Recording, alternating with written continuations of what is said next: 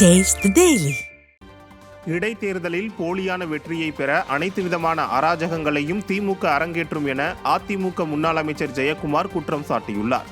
விக்கிரவாண்டி இடைத்தேர்தல் தொடர்பாக சென்னை ராயப்பேட்டையில் உள்ள அதிமுக அலுவலகமான புரட்சித் தலைவர் எம்ஜிஆர் மாளிகையில் கழக பொதுச் செயலாளர் எடப்பாடி கே பழனிசாமி தலைமையில் தலைமை கழக நிர்வாகிகள் ஆலோசனை கூட்டம் நடைபெற்றது.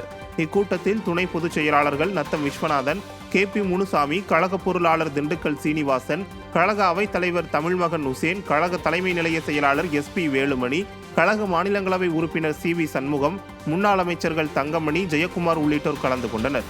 இந்த கூட்டத்தினை தொடர்ந்து செய்தியாளர்களை சந்தித்த முன்னாள் அமைச்சர் ஜெயக்குமார், திமுக வன்முறை, பணபலம் உள்ளிட்டவைகளை கொண்டு ஆட்சி நடத்தி வருகிறது என குற்றம் சாட்டினார்.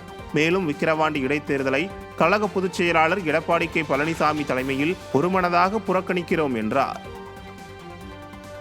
இந்த இடைத்தேர்தலில் ஆளுங்கட்சி, குறிப்பாக திராவிட முன்னேற்ற கழக ஆளும் கட்சி அராஜகத்தையும் அநியாயங்களையும் கட்டவிழ்த்துவிட்டு ஒரு போலியான வெற்றியை நிச்சயமாக அவர்கள் பெறுவதற்குண்டான எல்லா விதமான முயற்சியை அதாவது பணம் பாதாளத்தில் பாயணுவாங்க, அதுமாதிரி பணத்தை முழுமையாக செலவு செய்து ஒரு போலியான வெற்றியை பெறுவார்கள். எனவே அந்த ஒரு அடிப்படையில் ஜனநாயக ரீதியாக இந்த தேர்தல் நடைபெறாது. ஈரோட்டில் அவ்வளோ பெரிய அளவுக்கு நாங்கள் சென்னையில் இருந்து கொண்டு தேர்தல் கமிஷன்கிட்ட கம்ப்ளைண்ட் கொடுத்தோம்.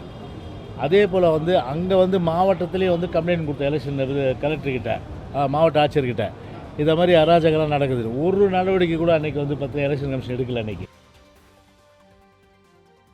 வேலூர் மாவட்டம் குடியாத்தம் அருகே மாற்றுக் கட்சியில் இருந்து விலகி 100க்கும் மேற்பட்டோர் அதிமுகவில் இணைந்தனர். குடியாத்தம் மேற்கு ஒன்றிய கழகத்திற்குட்பட்ட தட்டப்பாறை கிராமத்தில் பாமக மற்றும் மாற்றுக் கட்சியில் இருந்து விலகி 100க்கும் மேற்பட்டோர் முன்னாள் அமைச்சர் KC வீரமணி முன்னிலையில் அதிமுகவில் தங்களை இணைத்துக் கொண்டனர். இந்த நிகழ்ச்சியில் வேலூர் புறநகர் மாவட்ட கழக செயலாளர் வேலழகன், கழக அமைப்பு செயலாளர் ராமு மற்றும் கழக நிர்வாகிகள் ஏராளமானோர் கலந்து கொண்டனர். விடியாரசு போக்குவரத்து கழகம் பேருந்துகளில் பராமரிப்பு பணிகளை மேற்கொள்ளாமல் தனியார் விளம்பரங்களுக்கு மட்டும் முக்கியத்துவம் அளித்து வருவதாக பொதுமக்கள் குற்றம் சாட்டி உள்ளனர். பெரும்பாலும் வயதானவர்கள் மற்றும் படிப்பறிவு இல்லாதவர்கள் அரசு பேருந்தின் வண்ணத்தை வைத்தே அடையாளம் கண்டு பயணிக்கும் நிலையில் சமீப காலமாக தனியார் விளம்பரங்களை பேருந்தில் ஒட்டி வருவாயை பெருக்கும் நோக்கில் விடியா திமுக முழு மூச்சாக இறங்கியுள்ளது.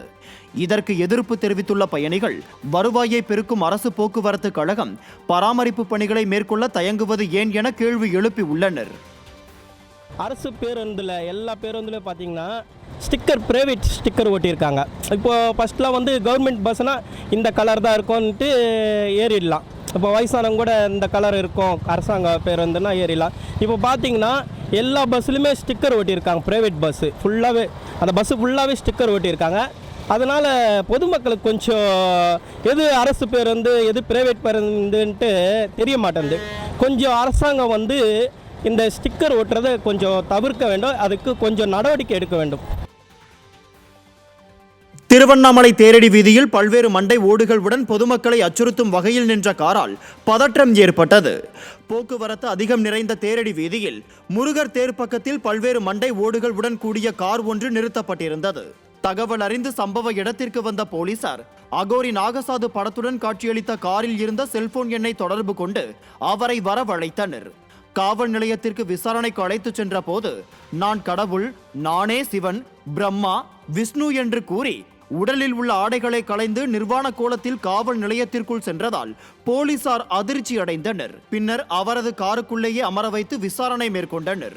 போக்குவரத்து விதியை மீறி சாலையில் பார்க்கிங் செய்ததாக கூறி அவருக்கு 3000 ரூபாய் அபராதம் விதித்து வழக்கு பதிவு செய்யாமல் எச்சரித்து அனுப்பி வைத்தனர்.